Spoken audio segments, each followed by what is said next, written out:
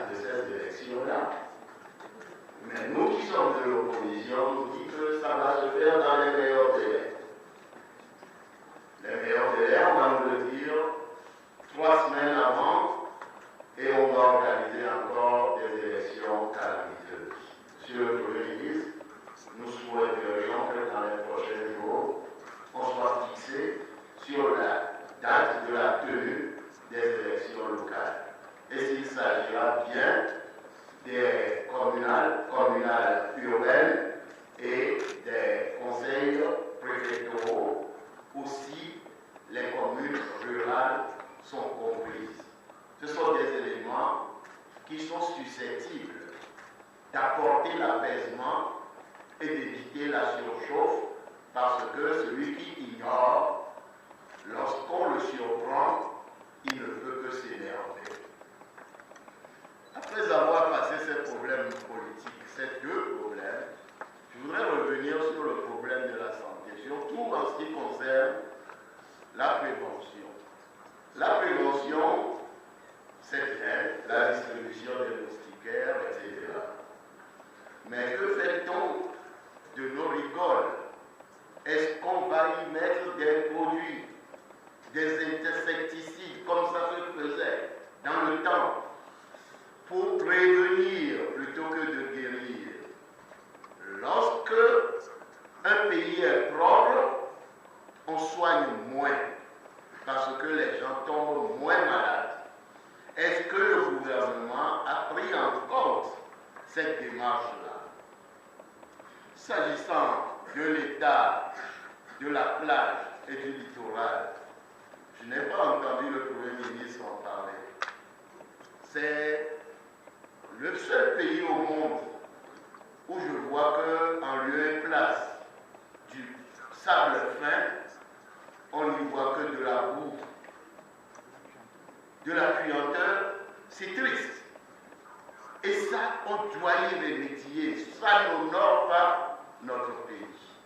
En plus de cela, 45 km de plage, on se permet de construire de ce côté-là, au lieu de construire du côté opposé. Tout cela ressemble à de l'improvisation.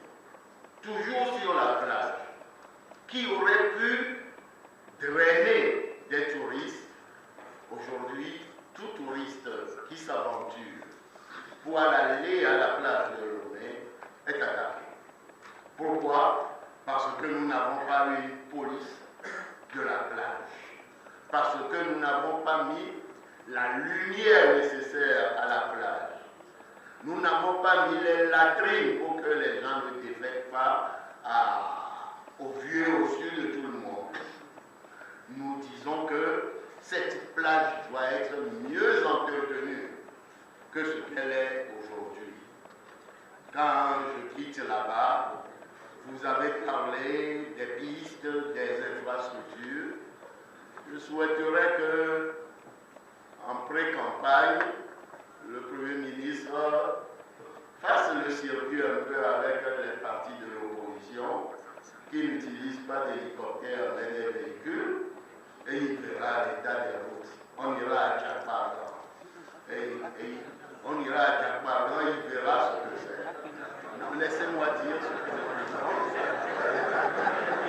c'est. Et je voudrais donc dire que quand nous voyons tous ces problèmes, nous disons que le gouvernement a du fait sur la planche. Il y a du travail à faire et il faudrait que cela se fasse. Parce que la lumière à la plage, on peut utiliser les éoliennes. Le vent est gratuit. Quelqu'un vient de le dire, le soleil est gratuit. On peut éclairer notre plage et en faire un bijou. Et oui, quand c'est bien géré, qu'on ne provoque pas, il n'y a pas de casse. Donc, je voudrais dire que, en ce qui concerne la flore et les faunes, je dis également la même chose. Allez un peu vers la STP et vous verrez comment la mer dans les lacs, dans quel état la mer se trouve? Dans quel état, chaque jour, ou bien je dirais chaque année plutôt, le Togo se rétrécit de 5 à 10 mètres. Qu'est-ce que le gouvernement prévoit? Ou bien le gouvernement veut faire disparaître la région des lacs? La mer avance au jour le jour.